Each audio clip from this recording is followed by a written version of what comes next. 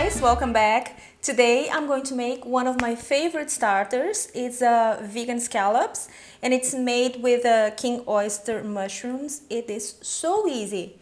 Only, of course, as always, a few ingredients, but it is very chic and sophisticated. It has this very elegant taste. It's very impressive if you serve it as a starter for your friends. So let's get started. We have here 3 king oyster mushrooms, and it depends on how good they are. Yeah, I mean, you can cut into 2 or 3 pieces because it can't be too thin. They will shrink a lot once they are in touch with the oil. So I think it's like around 8 to 9 pieces. Let's get started. One nice tip before you start cutting your mushrooms. Of course, you get rid of the ends, but because scallops, they don't have an even bottom or top, try to cut them at a slight angle, like that. And again, and one more time. Some people, they like to get rid of the ridges to make it a little bit round. I don't think it's necessary. It doesn't make much of a difference. So, oops, stay there. One more time. You cut them off, get rid of that. Actually, don't get rid of that. Save that for stews, for stocks, for soups, anything. Just don't throw it away. Making meat, it's very, very good. Here, this was a tiny one. It was just like 2, doesn't matter. And one more time. Again, at a slight angle. This is gonna be 3 and the last one is gonna be tiny. Okay. So we have here 8 pieces, and what I have here is 1 nori sheet, the one that you use for making sushi. Shred it and add water because we're going to submerge the scallops in it. Enough to cover the mushrooms. And then what we do is I'm gonna let them sit here so they will absorb all the sea flavors. I'm gonna let them sit here for about 1 hour, turning every now and then so they will be covered because they're gonna be floating a little bit. And that's it. I have nothing else to do but babysit my mushrooms.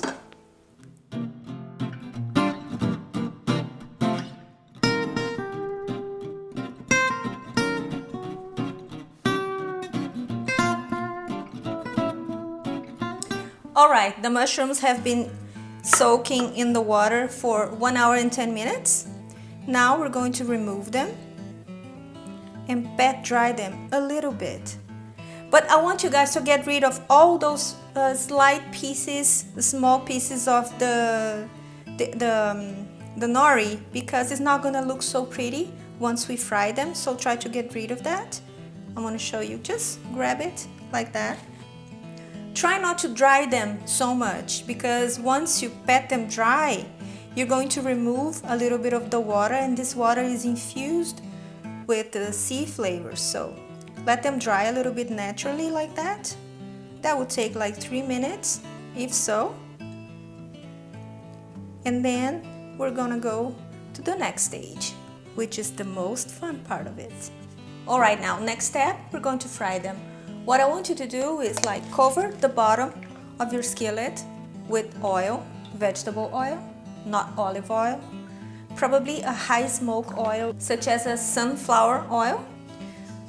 What we need here is to get the fire really hot, but not hot enough that it's going to really get them a really dark brown. We need to have some heat control here. You need to keep an eye on it because we don't want them to burn, and then on the inside they're going to be a little bit too raw. We want them to cook evenly, so for that you need to be around and babysitting your fire a little bit. It's worth it, I promise you. Now you just add them, place them around in the skillet. They're quite big, those. I'm happy with that. Alright, as you can see, the fire here is happening, but it's not like really, really hot, and that's what we want. And now what you do, you just keep an eye on it. Like I said to you before, depending on your stove, what I'm using here, it's a medium-high heat to start with.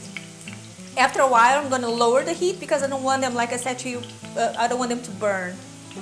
They should fry or saute in the oil here for approximately 4 to 6 minutes for this thickness here. Let me show you. For this thickness, 4 to 6 minutes each side.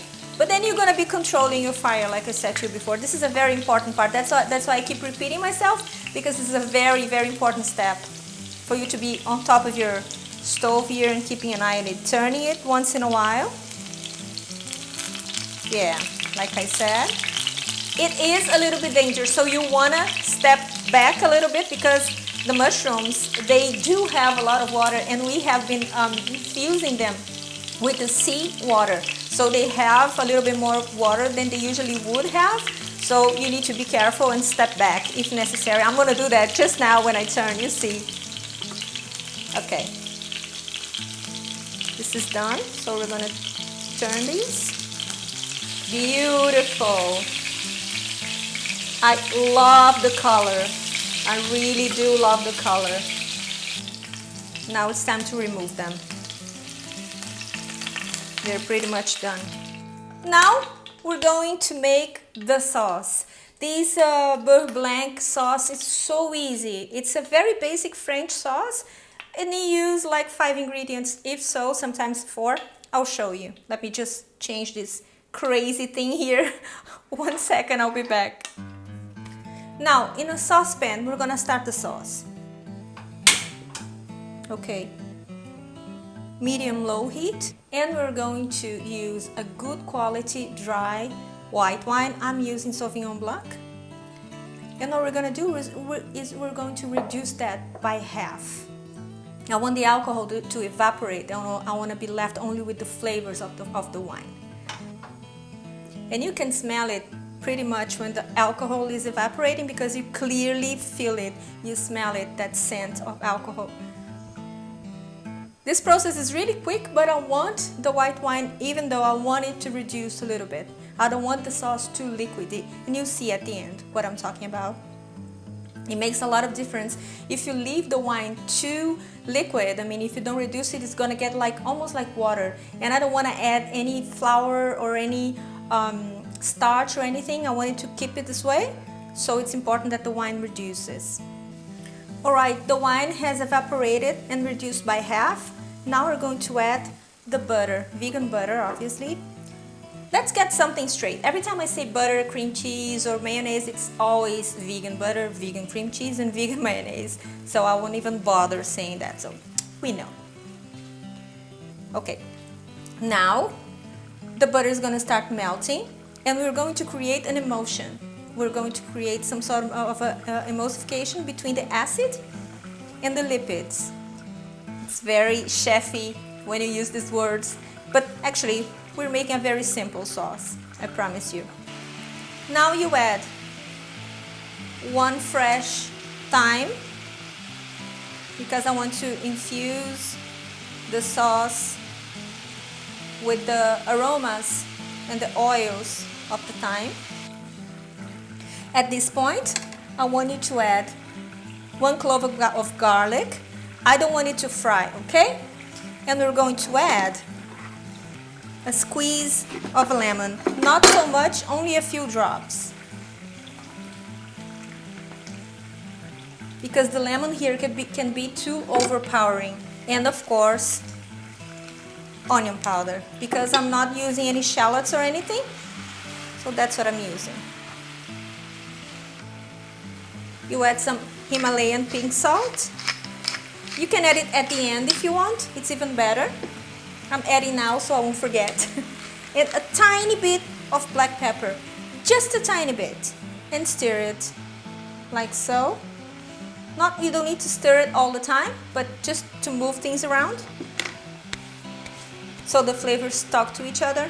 We are almost done. Keep an eye on it because the butter, it has a very low smoke point. It tends to burn very quickly. So I want you to lower the heat, keep an eye on it. lower the heat. Yeah, careful so your butter doesn't get ruined. And when 1 minute before you're about to turn off the heat, I want you to add a small sheet of nori like that. What is going to happen is it's going to infuse the sauce with the sea flavors. There. I can smell it from here. That is a lot of different aromas going on. Lovely, very delicate. You should try this. I promise you're gonna love it. And when you serve it to people, you can make it a very fancy plate. People get really impressed. They think you have been slaving away and it's a very complicated dish, and come on, so easy. This is the best part. Okay, now you can remove the garlic, the nori, and the thyme. And turn off the heat. And you just spread this lovely sauce on your scallops. And here we have it. Use a few sprigs of thyme for decoration. I like to drop some on the top. Fresh thyme. For this thyme, I always use a dry thyme, but for this dish, it's so delicate, I want a fresh thyme. And you will want it too, I promise you. It makes a lot of difference. Dry spices, dry leaves, they have a very distinctive flavor. They're definitely not the same. And voila, here we have it. Told you it was easy, didn't I? This is a very, very nice dish. And it should be served with a nice white wine, preferably an oily one like a Chardonnay. And it should be served immediately after you make it, because they tend to keep shrinking and shrinking and shrinking. If you make it and set it aside and then serve it, they're not going to look good. And the visual on this plate is one of its strengths. So let's try it.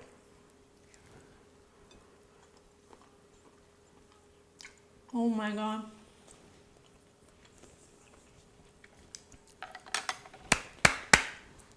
Guys, I have nothing else to say other than delicious.